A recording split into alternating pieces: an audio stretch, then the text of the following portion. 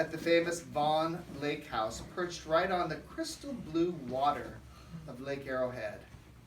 As we set off from Carlsbad, I remembered sitting in the passenger seat and being totally at peace this specific weekend.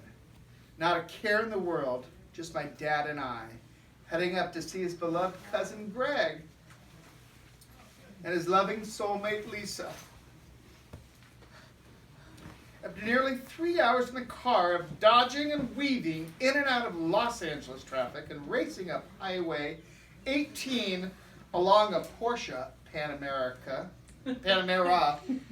sorry, we arrived at the quaint Vaughn Lakeside home. Quaint. While our first night was filled with laughter, choices of craft beer, and several rounds of darts, we hit the hay knowing that the following day was bound to be filled with adventure and excitement.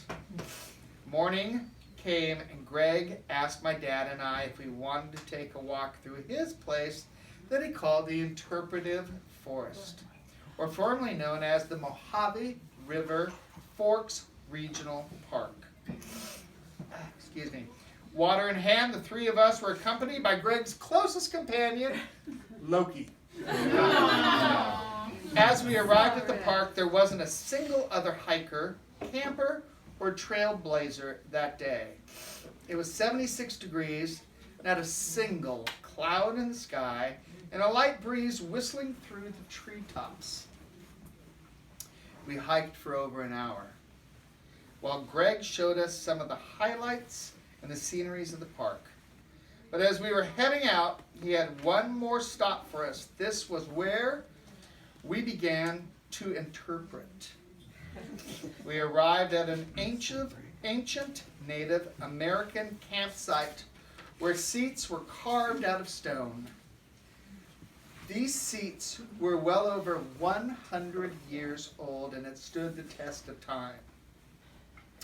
Our interpreting began when Greg asked my dad and I about a particular tree trunk that seemed to have been badly burned. He asked us to what we thought happened to it, and while all of our responses were decent guesses, I couldn't help but think to myself, this is a day I will never forget as long as I live. The conversations we shared that day eventually accumulated into memories that are so deeply rooted in my brain. Who's crying? Don't do that.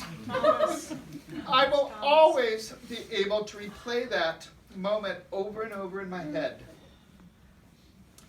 The wind was so faint but brought goosebumps to my skin as I knew this was a day that went beyond the hike. This day was so symbolic as I've never felt so connected between two incredibly intellectually gifted people.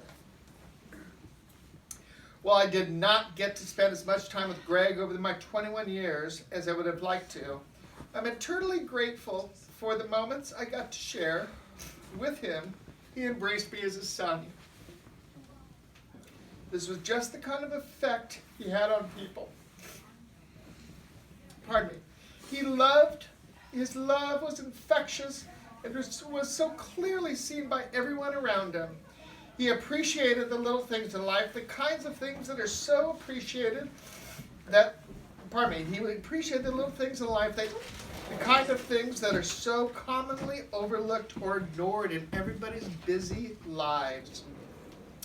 Greg's spirit will live on forever as a symbol of courage, hope, and love.